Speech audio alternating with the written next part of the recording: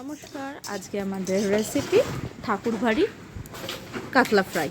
তো এটা করতে প্রথমেই লাগবে কাতলা মাছের পেটি। আর এটা ফ্রাই করতে গিয়ে আমরা অন্য ক্ষেত্রে কী করি, বিস্কুটের গুঁড়ো ইউজ করি। আমরা এখানে ডালটা শুকনো খোলায় নেড়ে নিয়ে সেটা গুঁড়ো করে নেব। আর এই রেসিপিটি ঠাকুরবাড়ির হলেও আমি শিখেছি ফ্লেভারস অফ বেঙ্গল যে চ্যানেলটি সেটি থেকে। তো আর কি লাগছে এখানে, কাতলা মাছের পেটি, নুন, হলুদ, গোলমরিচ গুঁড়ো, আদা, রসুন, একটা লেবুর রস, ধনেপাতা, হাফ পেঁয়াজ, শুকনো লঙ্কা, কাঁচা লঙ্কা, এগুলো আমি বেটে নেব। তো এবার মাছটাকে ম্যারিনেট করে নেওয়ার পালা। এই যে সাইডে 3টে মাছ দেখছেন, ওটা আমার ছেলের জন্য ভাজা করব শুধু, ওটা আর ফ্রাই করব না, যে কারণে ওটা আলাদা করে করছি। তা মাছের মধ্যে নুন, হলুদ, এবার লেবুর রসটা মিশিয়ে নিয়ে মেখে খানিকক্ষণ 10 মিনিট মতো রেখে দেবো। ততক্ষণে আমরা কি করব, যে মশলাটার জন্য কাঁচা সবজিগুলো রেডি করেছি সেই মশলাটা পেস্ট করে নেব। একটু গোলমরিচ গুঁড়োও দিয়ে নিলাম, ঝাল ঝাল হবে বলে। মাছটা মাখানো হয়ে গেছে।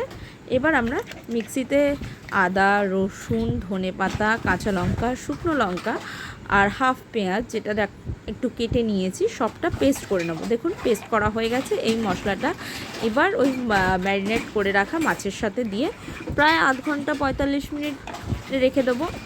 আপনারা চাইলে বেশি রাখতেও পারেন। এরপর কি করতে হবে, এই যে ডালটা গুঁড়িয়ে রেখেছিলাম আর এই যে সর্ষের তেলে ভাজবো, কড়াই তেল দিয়ে দিয়েছি গরম হতে।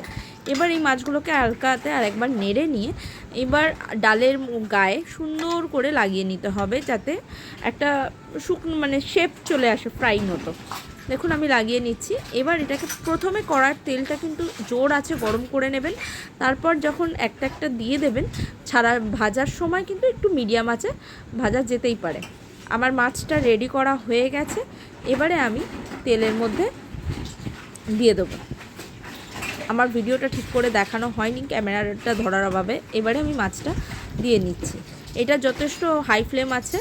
আর মাছগুলো দেওয়া হয়ে গেলে শেষে কি করতে হবে, এটাকে লো ফ্লেম করে নিতে হবে।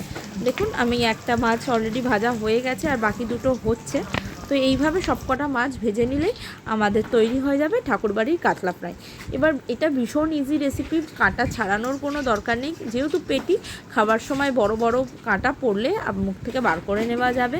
আর ভাত, ডাল আর এই ফ্রাই অসাধারণ যুগলবন্দি। দুপুরবেলা ভাতের সাথে আর কিচ্ছু দরকার হবে না, কোনো রকম তরকারি দরকার হবে না। আপনারা অবশ্যই বানাবেন। এটা খুব একটা মশলাপাতিও লাগে না, বানাতে অনেকক্ষণ সময়ও লাগে না, খেতেও অসাধারণ হয়।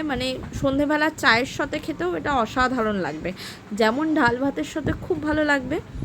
ধন্যবাদ, বানাবেন কিন্তু। নমস্কার।